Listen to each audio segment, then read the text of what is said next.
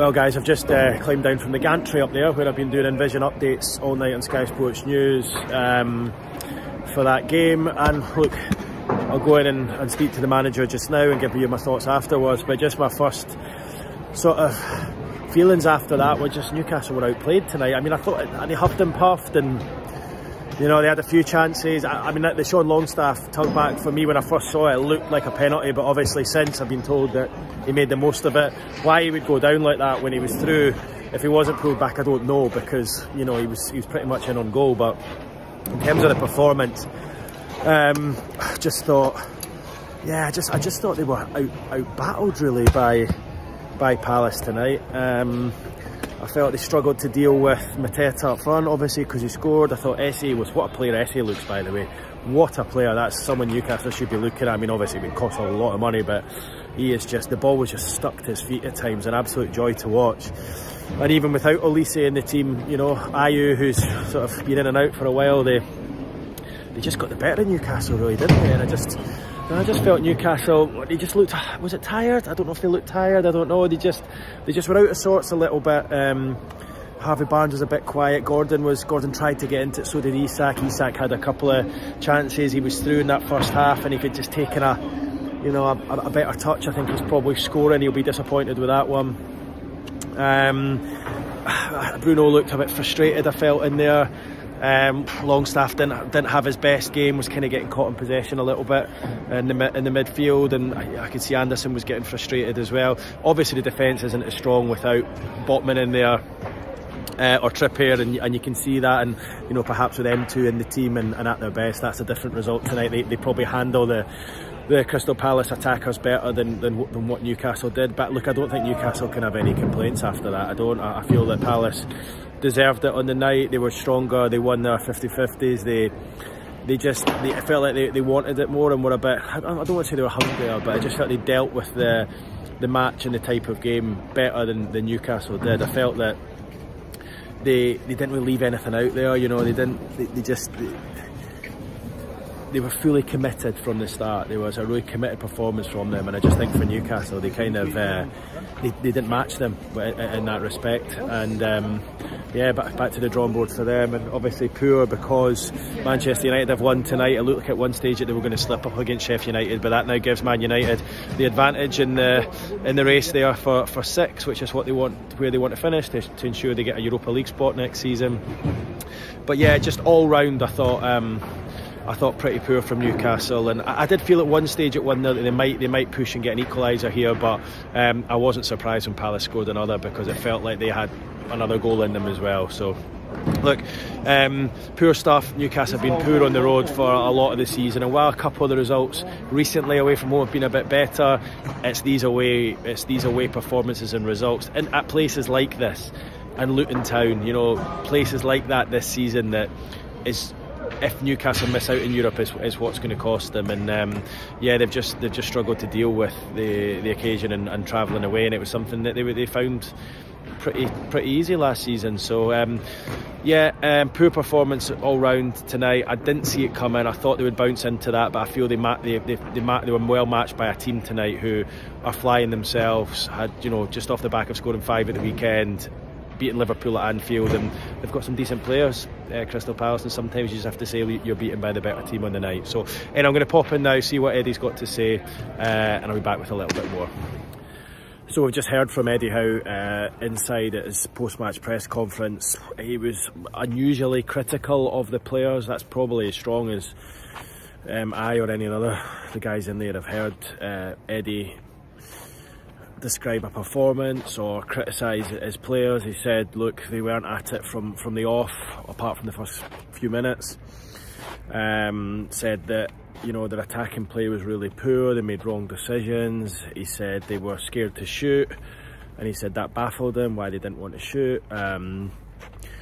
Said that pretty much every aspect of their game was off, and he didn't see that performance coming. He said, look, perhaps the 10-11 day break hasn't helped because they were desperate to go out and play again, but he said, look, that can't be an excuse because we knew we had that break.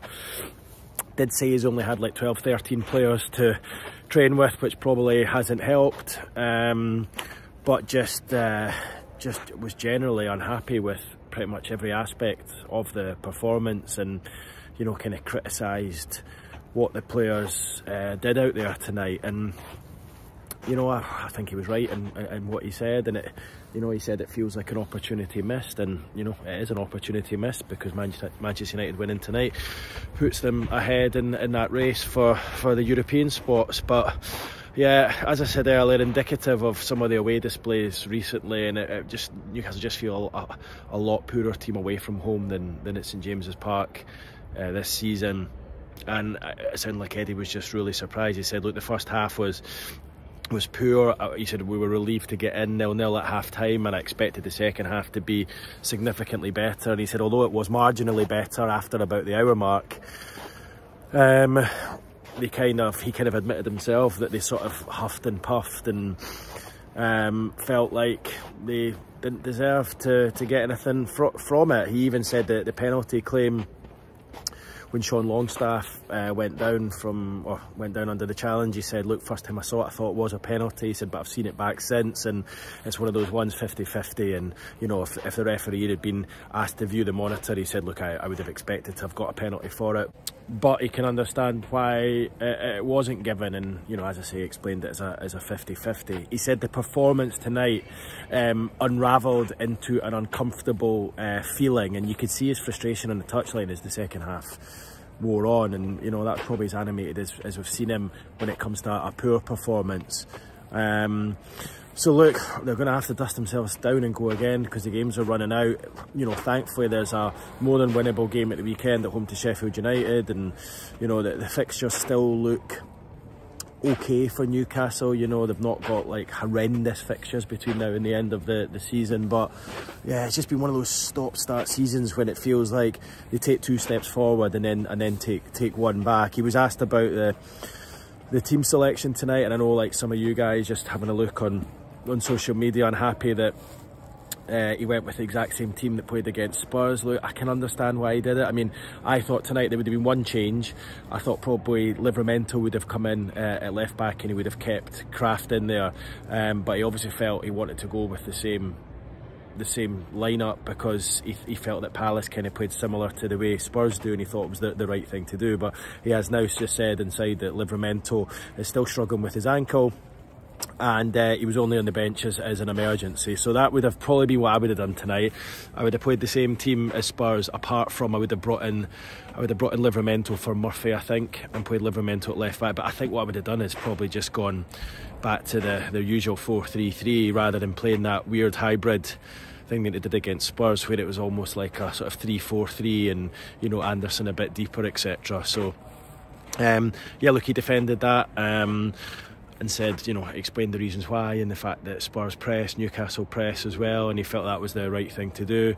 But I can understand why a lot of you guys are feeling that it was a mistake, because they just looked out of sorts and disjointed. And I think particularly away from home, it's quite hard sometimes when you're playing a formation that the players aren't that used to. I think maybe in that one-off game against Spurs it was fine, but you know, for me tonight, Murphy at right back struggled, and also just Kraft inside. I just think Kraft probably is just a bog standard right back. He's not someone who kind of, I don't know, I just don't see him as a centre half really, and then it kind of makes it difficult for both Byrne and Anderson on the other side as well. I don't know, I just think probably you put your best players in the best positions, and it might have worked out a little bit differently. I just thought that worked well in a one-off game against Tottenham, but I probably wouldn't have brought it here tonight. But obviously I'm no manager, and you know, Eddie's given his reasons for doing that. But I just feel, I know they're saying Livramento wasn't fit enough to play. That's fine, but he could have played Lewis Hall at left back, and then just kept the rest of it as it was. Byrne at centre half alongside Shah, and Kraft at right back. I'm not sure Jacob Murphy's certainly a right back like that. I would rather see him playing further forward if he was going to start. But look, it's all ifs and buts. It's easy to say that now. Perhaps he might have done it differently if he was to do it again, and you know, I think it's probably unlikely we will see that formation played again. by Eddie Howe. I think he probably will just go back to his tried and tested 4-3-3. Look, the good news is Callum Wilson came off the bench and he's back, and it's another option moving forward for the last 5 games, so it'll be good to have him as an attacking sub. And you know, Eddie Howe described it there as a luxury. You know, I think he picked that word carefully, because you know, for a number of weeks now he's not had 2 strikers to choose from. So hopefully Wilson stays fit now, and then that just gives him that option between now and the end of the season. But yeah, look, poor display. I think he even said towards the end of the press conference he agreed it was probably the worst performance in 2024. Not many people saw it coming, but look, it isn't the end of the world. There's been other performances like that this season, and it's just been one of these sort of disjointed campaigns. And look, I think the frustrating things, it felt like they'd turned the corner, and you know, that wasn't in keeping with recent performances, but clearly they've still got a few gremlins in the setup, and they've got a result like that in them. So anyway, that's my ramblings from tonight. Leave your thoughts below, guys, and I will speak to you on the next video ahead of Sheffield United at home on Saturday. Alright, cheers for now.